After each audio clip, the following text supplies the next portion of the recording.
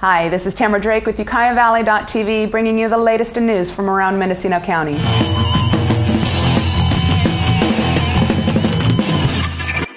At Wednesday's Ukiah City Council meeting, Ukiah Airport Manager Greg Owen asked for and received a 6% consumer price index increase to airport user fees, which will be added every 2 years.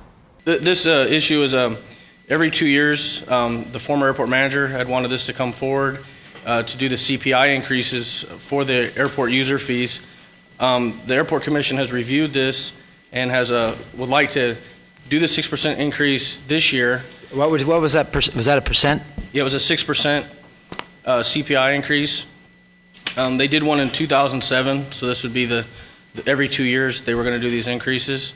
During the opening moment of the item, Councilmember Doug Crane interrupted Mayor Phil Baldwin and excused himself from the proceedings. I think Councilmember Crane must recuse myself since I rent a hangar at the airport. Oh, pardon me for not noticing that. Thank you. Owen said the cash was needed to provide necessary infrastructure improvements. As an enterprise zone, we cannot operate at a loss. That's correct. We are self-supporting. The airport only makes and operates under the funds that it generates. If we're losing money on our hangars, we have to make that money up somewhere else. During public comment, some audience members voiced their displeasure for the idea. I mean, cutting is what we have to do. We've got several airport managers that have gone out on disability, retirement. We're paying all this out. I understand that. But don't whip the people that are trying to pay your bills and pay your salaries.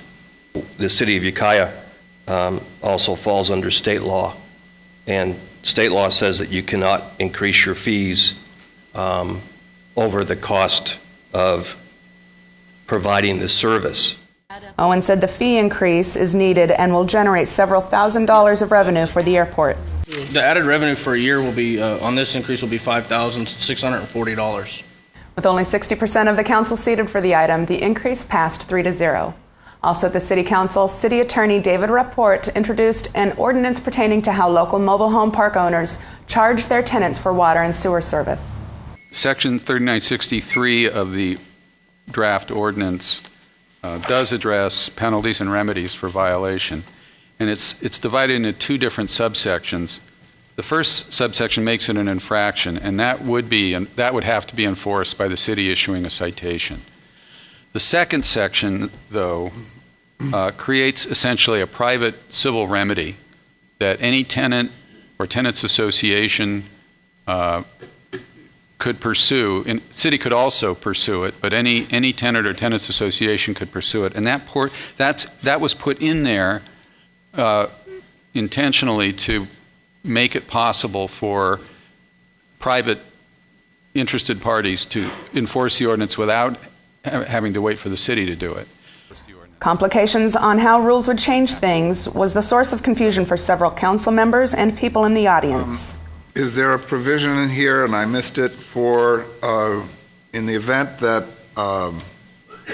a customer overcharges a tenant, there is redress, there is compensation to the tenant? If a tenant or tenants were noticing that there were violations or a violation in this ordinance, I would think they would go for the Part B way of enforcement, because that's the only way they can get back money that they've lost. So it's only if they want to have an extra, well, I don't even know that, a punishment. I mean, probably the civil suit could also include a fine. Well, I don't understand all of the implications at first blush, yes. But we're not required to issue an infraction. No. Councilmember Doug Crane said he hoped the city wouldn't be saddled with the responsibility of policing offenders. You know, we're in an era of ever more demands upon our capacity and diminishing resources to do the things that we already attempt to do. I'm not thrilled with the idea of taking on more. It becomes an unfunded obligation. Several mobile home park owners took to the podium to defend their previous charges. Hi, Bill Nicolette, owner of Herald Square. I view the two methods that were proposed as acceptable and reasonably fair. I do think that they are going to entail some problems, and the implementation will be complicated. My utility bills to the city have gone up a factor of 14 from the year before the sewers were put in. And the tenants now are paying like roughly double. And then the usage part of the formulas, we would be using the commercial formulas, and the usage part there is 4 times higher than the residential formulas. But others, including tenants, disagreed with this assessment. The problem with your presentation, sir, is the low commercial rate is higher than the residential rate. They're paying before they're even charged for consumption $61.24 before being charged for consumption. How that is less than low commercial, I must be from Mars or somewhere. With all 4 assembled council members expressing confusion with the document as written, the ordinance was ordered back to committee. In other news, we spoke with Air Pollution Control Officer Chris Brown about the multiple fires around Ukiah on Wednesday morning.